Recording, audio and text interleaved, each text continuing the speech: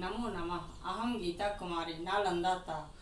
अद्य the Bihar teacher history maker मेरा mobile मेरी शिक्षा में आज मैं लेकर के हाजिर हूँ कक्षा 6 की छठे पाठ की सुभाषितानी।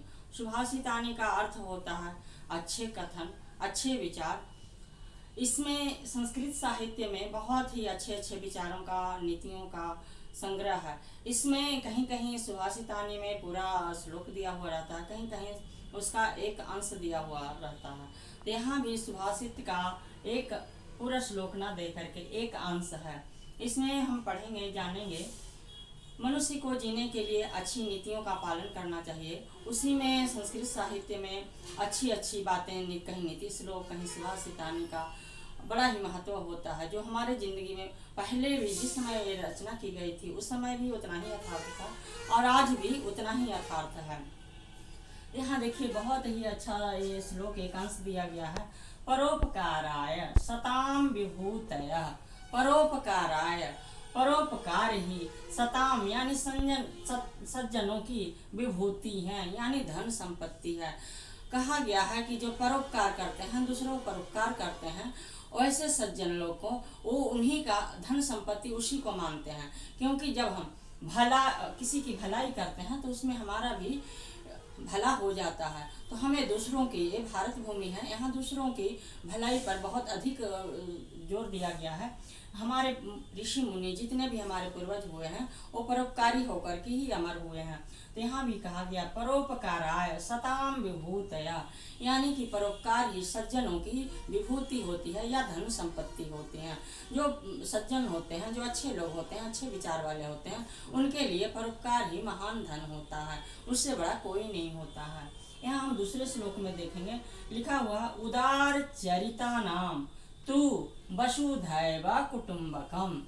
उदार चरिता नाम तू वसुधैव कुटुंबकम। उदार चरित्र वालों के लिए ये पूरा पृथ्वी, ये पूरा संसार ही अपना परिवार है या सगा संबंधी है।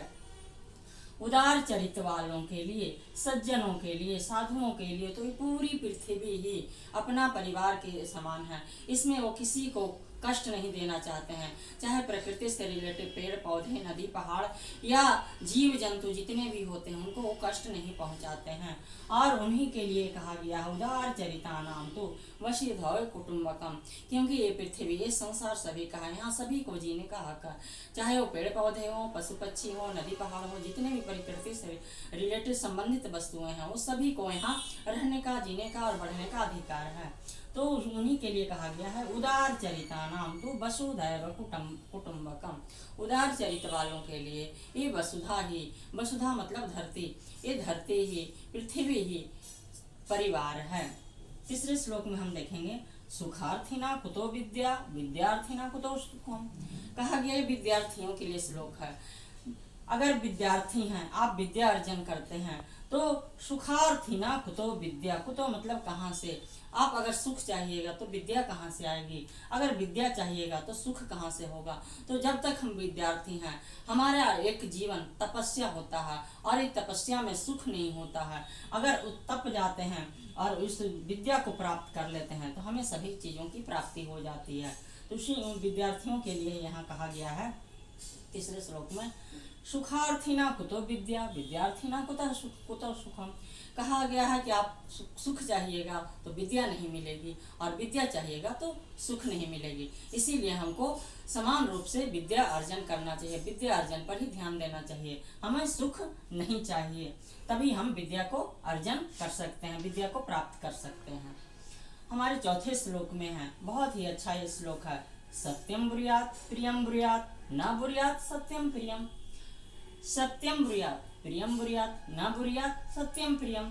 सत्यम अप्रियम, यहाँ संधि है, यहाँ अलग करेंगे, सत्यम जोड़ अप्रियम हो जाएगा।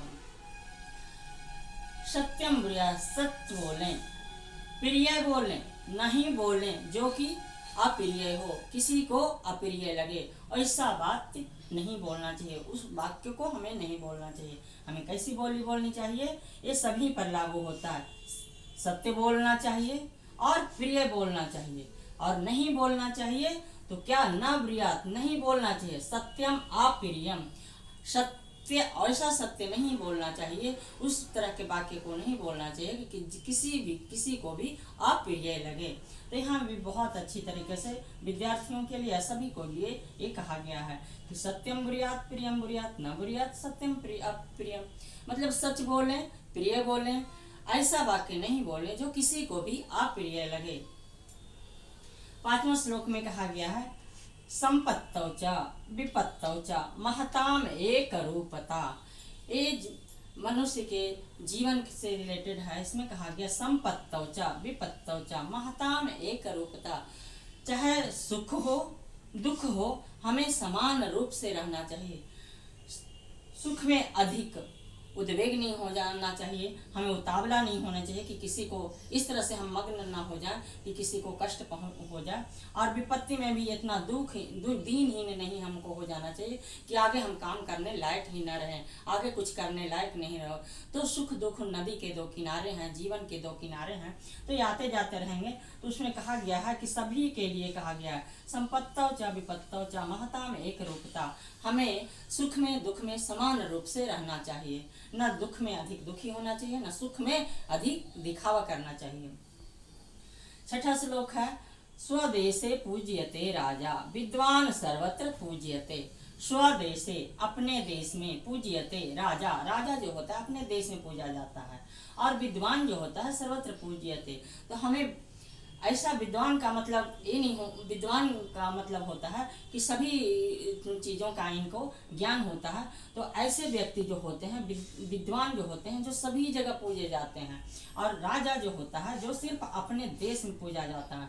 तो हमें विद्वान बनना चाहिए, और विद्वान जो होते हैं सभी जगह पूजे जाते हैं, सभी के लिए पूजने योग्य होते हैं, तो इनको कहीं भी कोई भी कष्ट नहीं हो जाता है। और जो राजा होता है जो सिर्फ अपने देश में जाना जाता है, अपने देश के ही लोग उसको जानते हैं, और कहीं न कहीं राजा को प्रजा जो होती है कहीं कहीं उनके शासन या एक डर के चलते इनको पूजते हैं। तो हमें विद्वान बनना चाहिए, विद्वानों को कद्र करना चाहिए। तो ये बहुत ही अच्छा श्लोक कहा गया है कि स्वदेशे पूज्यते राजा विद्वान सर्वत्र पूज्यते। राजा जो होता है अपने देश में ही पूजा जाता है, और विद्वान जो होते हैं सभी जगह पूजे जाते हैं। और 7वां तो बहुत ही अच्छा श्लोक है, इसके बारे में क्या कहा जाए, जितनी इसकी तारीफ की जाए वो बहुत है। कहा गया है सर्वे भवन्तु सुखिना सर्वे सन्तु निरामया। हमारे ऋषि मुनि पूर्वज ही कहा गया है, श्लोक के जो रचना की है बहुत ही अच्छे, इनका जो विचार है सर्वे भवन्तु सुखिना, इनके मानव ही नहीं सर्वे भवन्तु सुखिना। यहाँ जितने भी प्रकृति हैं, यहाँ प्रकृति संपदा भी हैं, पेड़ पौधे जितने भी प्रकृति हैं, जीव जंतु सभी क्या हो, सुखी हो। और सर्वे सन्तु निरामया, निरामया मतलब निरोग हो, सभी सुखी हो और सभी निरोग हो। अगर ऐसी जहाँ विचार आ जाए, ऐसा जहाँ इस तरह से एक हो जाए, इसका पालन किया जाए, तो इस संसार में कोई भी दुखी नहीं रहेगा और किसी को भी कष्ट नाम का चीज नहीं होगा। तो सर्वे सन्तु सुखिना सर्वे भवन्तु सुखिना सर्वे सन्तु निरामया, सर्वे सभी सुखी हों और सभी निरोग हों। ये आज भी उतना ही यथार्थ है। न लोभेन समम दुखम न संतोषात् परम सुखम। इस श्लोक में कहा गया है न लोभ के समान कोई दुख है और न संतोष के समान कोई सुख है। तो हम लोग जहाँ करते हैं वहाँ दुख का कारण होते हैं, दुख का भागी बनते हैं, और जहाँ हमें संतोष होता है वहाँ हम सुख की प्राप्ति करते हैं। तो हमें संतोष करना चाहिए, न कि लोभ करना चाहिए। लोभ बड़ा ही घातक चीज होता है और इससे समाज में प्रतिष्ठा भी कमती है। तो हमें कहा गया है न लोभे न समम दुखम, लोभ के समान कोई दुख नहीं है और संतोष के समान कोई सुख नहीं है। तो हमें हमेशा संतोषी ही बनना चाहिए। 9वें श्लोक में कहा गया आत्मना प्रतिकूलानि न परेशान समाचरे। आत्मना प्रतिकूलानि न परेशान समाचरे। इस श्लोक में बताया गया है कि आपको जिस बात से कष्ट होता है वही बात तो दूसरों को कष्ट होता होगा। तो ऐसा आचरण न करें कि आप अपने सुखी हो जाएं और दूसरों को कष्ट हो।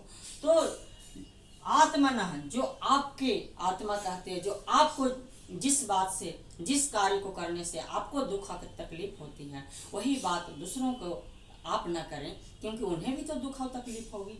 तो वही उसी के लिए बताया गया है यहाँ इस श्लोक में, इतनी अच्छी से दिया गया है आत्मना प्रतिकूलानि न परेशान समाचरे। जिस बात से आपको दुख होती है उसको उसी बात को दूसरों के साथ न करें। जिस बात से आपको संतोष होता है, आपको सुख मिलता है, वही कार्य आप दूसरों के साथ भी करें। 10वां श्लोक में कहा गया है बुभुक्षिता किम न करोति पापम। विभुक्षिता भूखा, बुभुक्षिता मतलब भूखा, किम न करोति पापम। भूखा व्यक्ति क्या कार्य, भूखा प्राणी जो होता है कैसा पाप नहीं कर सकता है, क्योंकि इसमें वो परिस्थिति का मारा हुआ होता है। उसके लिए वो खुद जिम्मेदार नहीं होता है, उसके लिए उसकी परिस्थिति जिम्मेदार होती है। तो जो व्यक्ति भूखा है, परेशान है, वो कोई भी पाप करने के लिए तैयार हो जाता है। 11वां है विद्या ददाति विनयम। विद्या से विनय आती है। अगर विद्या अगर आपके पास है तो आपके पास विनम्रता होगी, उग्रता नहीं होगी। अगर उग्रता आती है तो कहीं ना कहीं आपकी विद्या में या आपका विद्या में कमी है या आपकी जानकारी में कहीं कमी है, तभी आप उग्र होते हैं। अगर आपके पास विद्या है तो सदा ही विनम्र रहेंगे, दूसरों के प्रति भी और सभी के प्रति। 12वां श्लोक है ज्ञानम भारः क्रिया बिना। ये बहुत ही अच्छा श्लोक है। ज्ञानम भारः क्रिया बिना। अगर जो चीज का आपका ज्ञान है उसको अगर आप आचरण में नहीं लाते हैं तो आपका जो ज्ञान है वो बेकार है। तो हमें इस प्रकार से आचरण करना चाहिए, हमें ज्ञान के अनुरूप ही आचरण करना चाहिए। हम अगर किसी विषय के बारे में जानते हैं तो हमको आचरण में लाना चाहिए, प्रक्रिया में लानी चाहिए। अगर नहीं लाते हैं तो वही ज्ञान हमारा भार हो जाता है, यानी कि बोझ हो जाता है। तो हमें इस तरह से ही करना चाहिए कि जो भी हमारे पास ज्ञान है उसको हम आचरण में लाएं, हम अपना आचरण को ही शुद्ध रखें। तो इस सुभाषितानि, अच्छे कथन, अच्छी बातें में ये अच्छी बातें इस श्लोक में कहा गया है। इसी तरह मैं आगे के पाठ में भी लेकर के हाजिर रहूंगी। जब तक के लिए सर्वम भूयात् मंगलम भूयात्। धन्यवाद।